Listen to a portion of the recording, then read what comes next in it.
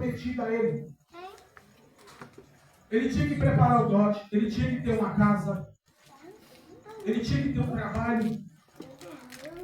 Para quando aquela mulher, aquela jovem, fosse dada a ele como esposa, e isso a partir dos 13 anos de idade naquela época.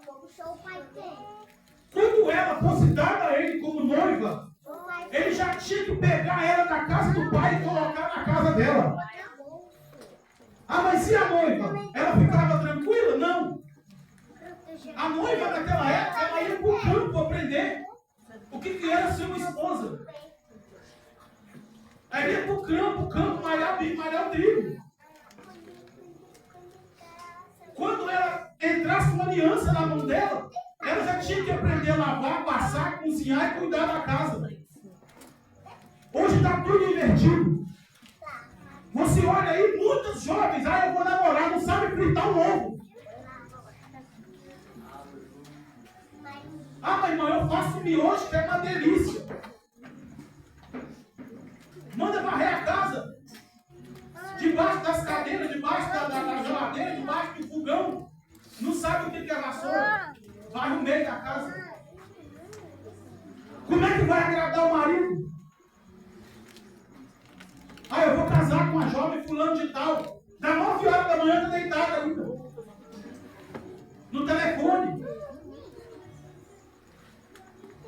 Se fala no serviço, adoece na hora.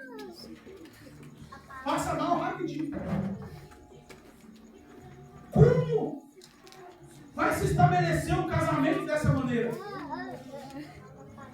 Que futuro que essa jovem, que futuro que esse jovem presidente do Nascimento vai ter? Mas quando está de comum acordo os dois, quem tem aqui mais de 15, 20 anos de casamento, eu já estou no leite ainda com o casamento. Sabe do que eu estou falando? É luta em cima de luta.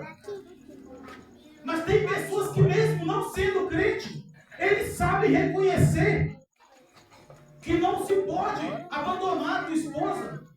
Não se pode abandonar o teu esposo. A luta vem, mas eles estão ali. As provas vêm, mas estão ali.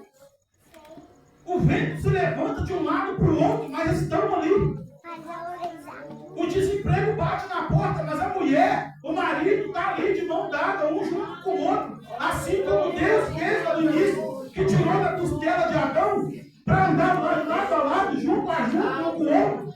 O homem trabalha, luta de um lado, a mulher luta do outro, mas os dois vencem a crise junto. Ainda mais com a cristão. Depois a gente vai embora. Hoje está muito difícil de ver. Irmãos, de 100% dos casamentos vou colocar de uns 10 anos para cá, não fica 10 anos casado.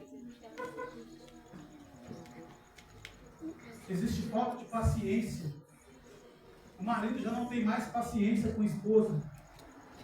E você quer ver quando a coisa estreita aí, que é quando está em um jogo desigual dentro de casa.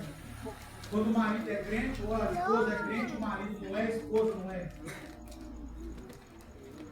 A paciência passa longe. Já não existe mais aquele consentimento assim, poxa, eu sou cristão da casa, eu sou cristão da casa, eu vou entender o que está acontecendo. Casou. Aí vem para planejamento de filhos. Vem os filhos. Uma coisa que nós íamos tocar aqui. O que é? E amanhã eu vou contar meu. Uma apresentação de uma criança. E o que é um batizado? Um batizado hoje. Quem é católico aqui?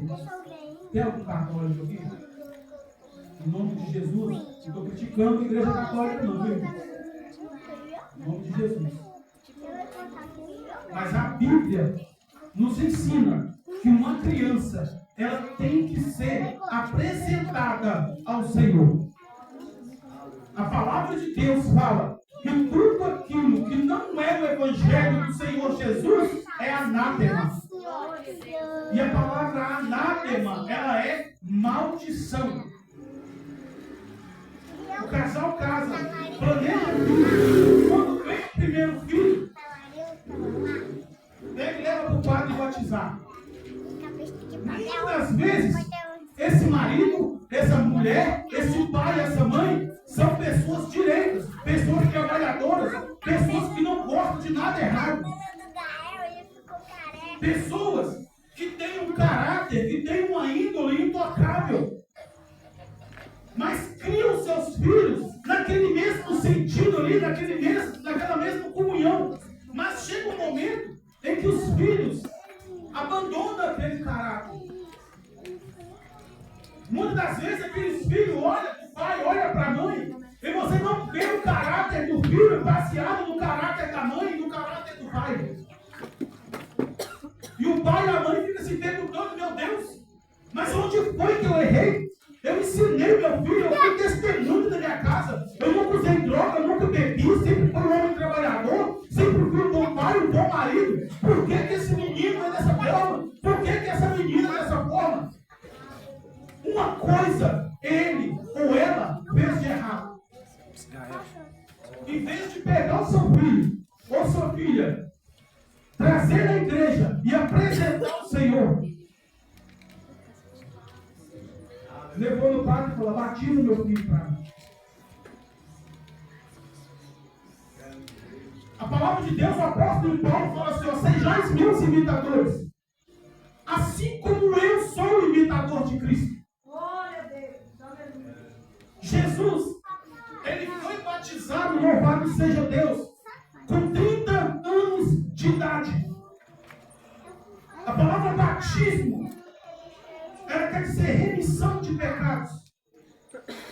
É quando você faz uma escolha de morrer para esse mundo, morrer para o pecado e nascer para Cristo. É você faz uma comunhão com o Senhor. É você cumprir o mandamento que o Senhor deixou nas águas correntes, aonde você está confessando que você é pecador, que você não quer mais fazer parte do pecado e deseja ter uma vida nova com Cristo.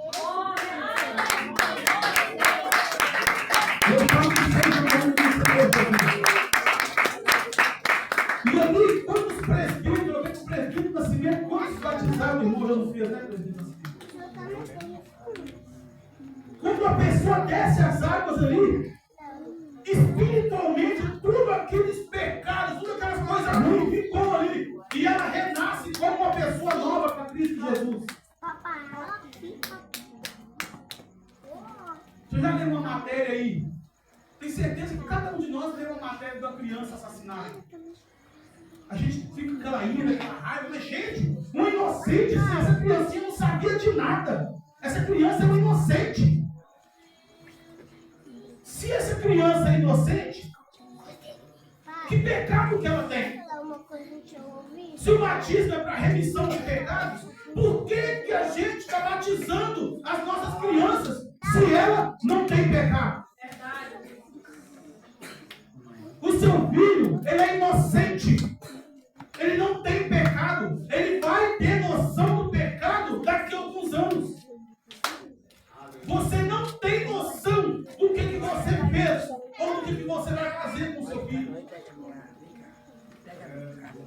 A partir do momento que uma criança é pegada e imersa naquela bacia de água, joga aquela água na cabeça dela, você não tem noção das maldições que você está ingerindo sobre a vida do seu filho. A partir dos 7 anos, a criança já começa a ter noção dos seus erros. E ela tem que lutar pela própria salvação dela. E os pais ensinando o caminho, no caminho que a criança deve andar. Porque o pai tem que ensinar, mas ele também não deve sair do caminho. Meu Deus, onde foi que eu errei? O que foi que eu fiz para merecer isso? Você batizou o seu filho quando ele era bebê. Sendo que ele não tem noção nenhuma do que ele estava fazendo. Muitos desses preguiçosos, ingressam no crime, usuários de drogas, usuários de álcool, fumante, cheios de doença que a medicina não consegue detectar, cheios de demônios que muitas mães e muitos pais cegos espiritualmente pega, leva no benzedor, pega o nome e leva no terreiro de candomblé. Não, eu vim aqui para você ver o que tem no meu filho, sendo que o filho está cheio de demônio, porque começou lá na infância, por causa de uma decisão errada do pai e da mãe. Se o próprio Jesus, ele nos ensinou que a criança, o homem e a mulher, ela tem que ter noção daquilo que ela faz. Jesus se batizou com 30 anos de idade. No nosso ministério, a partir de 16 anos, se batiza a partir de 16 anos. Porque a partir de 16 anos, o jovem ou a jovem já tem noção daquilo que ela está fazendo errado. Ela pode escolher aquilo que ela quer para a vida dela. E eu sou totalmente contra você pegar uma criança, um jovem, um pré-adolescente de 16 anos para baixo, de 15 para baixo, e descer as águas batismais. Se repara nas bocas do fumo, a maioria desses jovens que estão na boca de fumo aí, são jovens que aceitaram Jesus, desceram as águas, jovens de 13, 14, 15 anos, 12 anos, 11 anos. Ah não, eu sou afastado do evangelho, eu já desci as águas. Mas se você reparar, não teve um estudo, não teve uma base bíblica nenhuma. Não teve um ensinamento do que é o batismo, não teve um pré-batismo. Para entender o que é o batismo, para que serve, se salva, se não salva. Quem é Deus, quem é Jesus, quem é o diabo. O que acontece quando a gente permanece na presença do Senhor e o que acontece quando sai dela. Tudo isso, irmãos, deve ser observado. E deve ser observado quando tem um marido e tem uma esposa idônea. Tem um marido que preza pela sua família. Tem um marido que olha para sua esposa e, como a Bíblia fala, para nós termos a nossa esposa como vaso mais frágil. Não vaso mais fraco, mas vaso mais frágil. Vai ter dia que nós vamos chegar em casa pipocando no sangue. Vai ter dia que nós vamos chegar em casa e colocar a mão nessa parede, o perigoso parede, levantar e sair andando. Mas nós vai ter dia que nós olhamos para nossa esposa, ela está meio jururu. Está deitada na cama, não quer saber de conversa. Está naqueles dias, ó, eu estou naqueles dias, não quero saber de gracinha, não encosta em mim. Vai ter dia que nós vamos chegar nervoso em casa e vocês não vão estar mais alegres. E nós, como cabeça da casa, assim como Cristo é o cabeça da igreja, e assim como Cristo, Ele entende a nossa fraqueza, entende quando nós não temos os nossos dias bons, assim também nós temos que entender.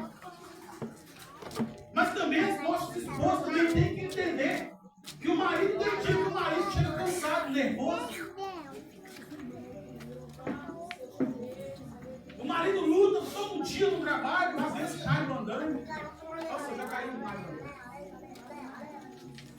Já passei demais por luta de trabalho, carregado, me tornando paciência.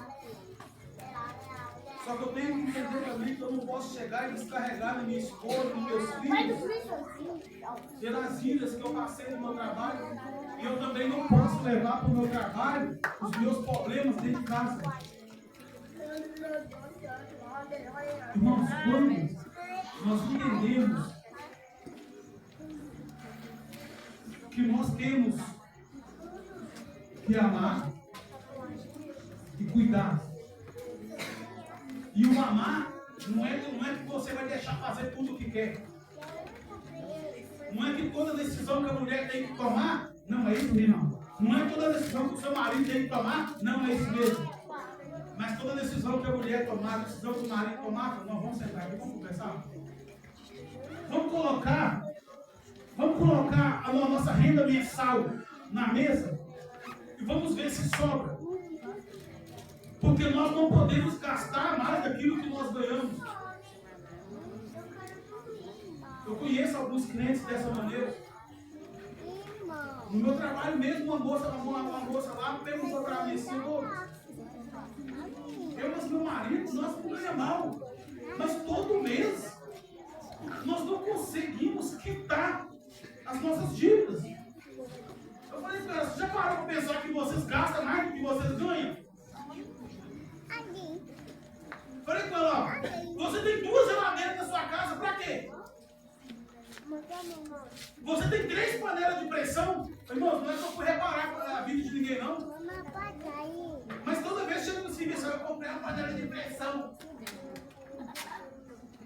Não, eu comprei uma geladeira só para colocar no negócio, iogurte, essas coisas para os meus filhos. Mas se vez do marido chegar e falar assim: ó, vamos parar, vamos começar aí.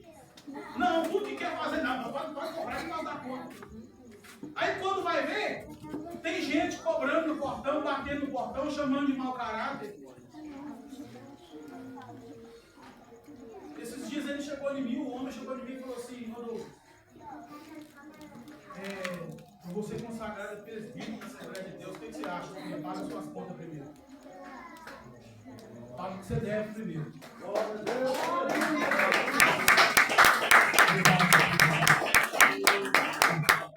Isso primeiro que eu estava ganhando R$200.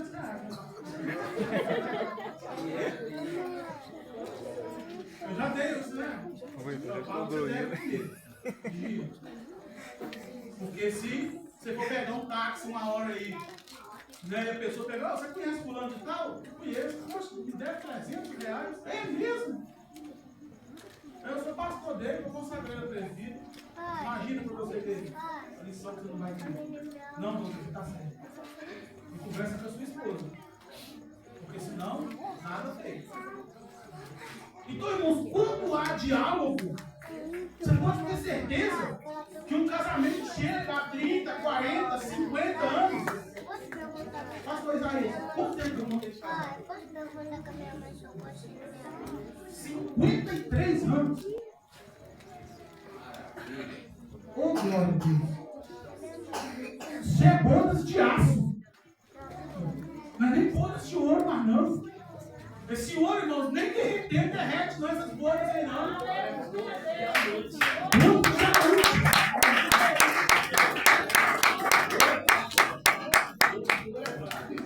Tem que ser diamante, né? É maravilhoso. Quantos filhos, pastor Isaías? 10 filhos. Agora imagina, 53 anos de casado. Imagina quanta raiva que o pastor Isaías não fez na irmã. Quanta raiva também que a irmã não fez no pastor Isaías. 30 anos. Eu imagino que teve um dia que a irmã não se e teve vontade de pegar o pastor e dar as tapas dele. Não. Mas também eu imagino que o pastor teve dia que chegou e teve vontade, pessoal. Eu vou colocar você no castigo. Mas aí, 30 anos de casado, 53 anos de casado. Eu oro a Deus, eu peço a Deus que em nome de Jesus, se o Senhor não voltar antes, eu peço que o meu Senhor me dê um casamento duradouro com esse. Porque, irmãos, é maravilhoso quando você tem filhos crescendo dentro de um casamento assim. Você pode ter certeza que quando os filhos são criados no casamento dessa maneira, você pode ter certeza que essa linhagem, por mais que eles se extraviem delas, mas toda pessoa, quantos anos seu pai tem casado? 53 anos, 30 anos. Os filhos, eles vão querer, por mais que não tenha força, mas eles vão querer ter essa doutrina no meio deles. Porque eles têm espelho em casa. Eles têm um pai, um pai que respeita eles. E eles respeitam o pai. Eles vão ter um exemplo do marido que respeita a esposa e uma esposa que respeita o marido. Eu falo isso com os irmãos que eu chego na minha casa todo dia e falo assim, amor, como é que foi o seu dia? Tem dia que eu recebo um tapa de luva. Olha, se me fez raiva o dia todo, eu não quero saber de nada não. E hoje também eu não vou fazer janta. Não tem problema não. Eu sei cozinhar desde 8 anos de idade. Pode deixar que eu faço. Vai deitar, descansa. Mas tem dia lá que o nervoso sou eu. Por muitas das vezes eu não sou bem entendido. Mas também não parto para a ignorância. Principalmente, irmãos, os casamentos mais jovens de hoje. Em nome de Jesus, tenha mais paciência com sua esposa. Em nome de Jesus, irmão, tenha mais paciência com o seu esposo. E deixa eu falar para você. Você que pretende ter uma vida abençoada, case-se. Um casal abençoado é um casal casado. Porque o dia de amanhã pertence a Deus. Hoje, você pode deitar na sua cama. Mas se você levantar amanhã e o Senhor ver que as suas vestes estão imaculadas, as suas vestes estão manchadas de sangue, por causa dessa porcaria chamada fornicação, chamada você está ferrado. Se hoje você deitar na sua cama e amanhã você não acordar mais, você pode ter certeza que não estou julgando. A palavra de Deus fala que nós não devemos julgar segundo a aparência, mas sim a reta justiça de Deus. E segundo a palavra de Deus, se morrer nessa prática hoje e acordar e não acordar amanhã, é inferno na serra. Teve filhos, conquistou, comprou casa, comprou carro, mas foi morar no inferno. Morar não, sofrer. Porque o inferno não é morar. O inferno é sofrimento. Cuidado. Você não é porco, você não é besta. Você tem noção do que você está fazendo na sua vida. Não deixe a ignorância tomar conta da sua mente. Seja coerente. Você não é criança.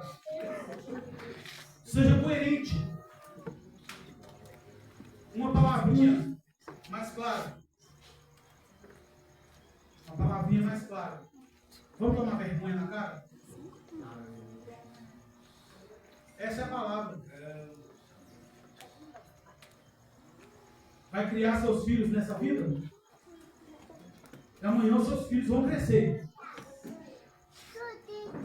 Aí, quando o seu filho arrumar uma namorada e falar assim, que nada, esse negócio de casamento é pros antigos. Aí todo dia, ô fulano, ó, seu filho tá aqui me batendo aqui, ó. Eu vou chamar a polícia pra ele. E você se perguntar assim, o que eu fiz para merecer isso? Sabe o que você fez? Criou seu filho numa vida toda errada. Alguém que entende aqui mais de gado leiteiro? Quando a vaca ela é boa de leite, a tendência é a filha nascer boa de leite, né, pai? Se uma cadela é braba, a tendência é os filhos dela nascer bravos também.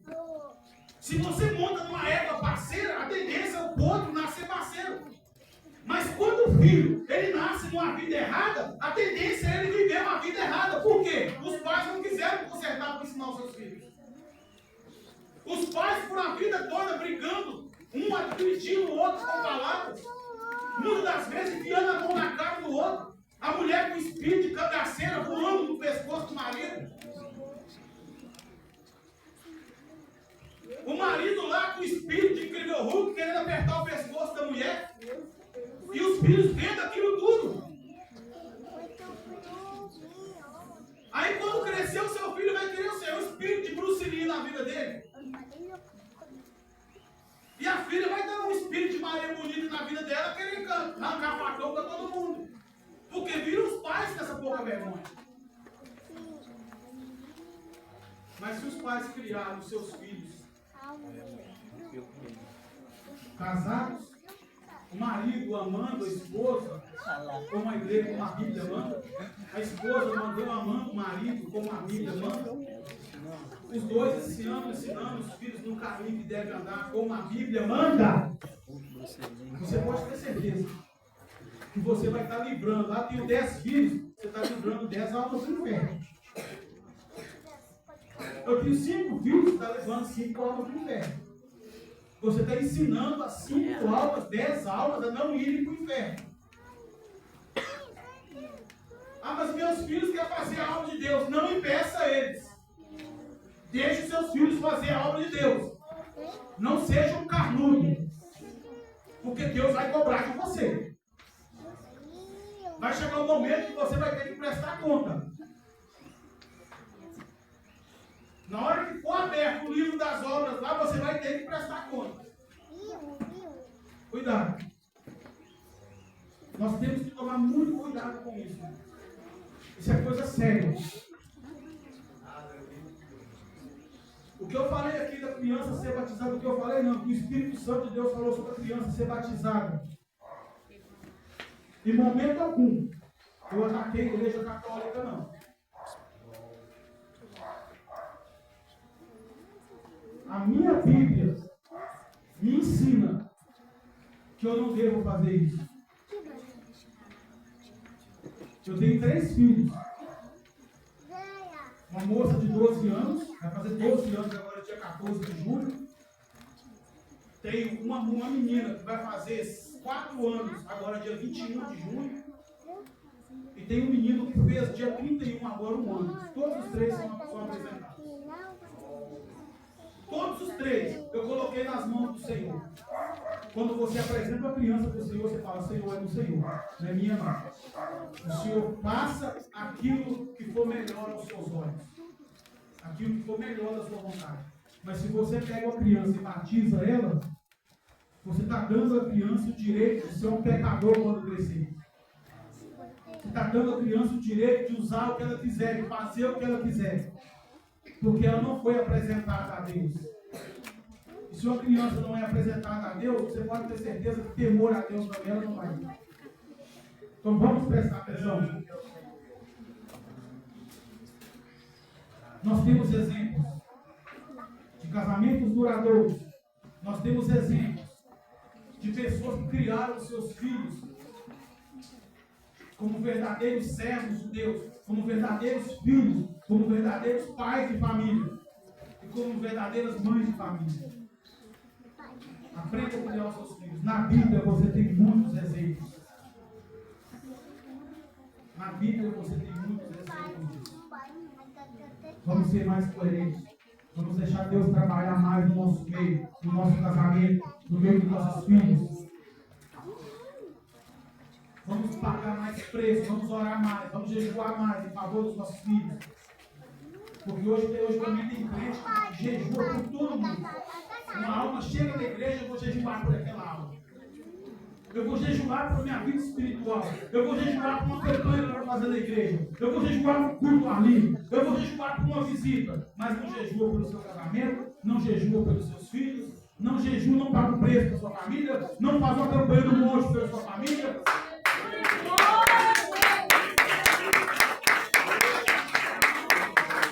Aí quando vem, se levanta para saber o que está acontecendo. É isso que eu falo.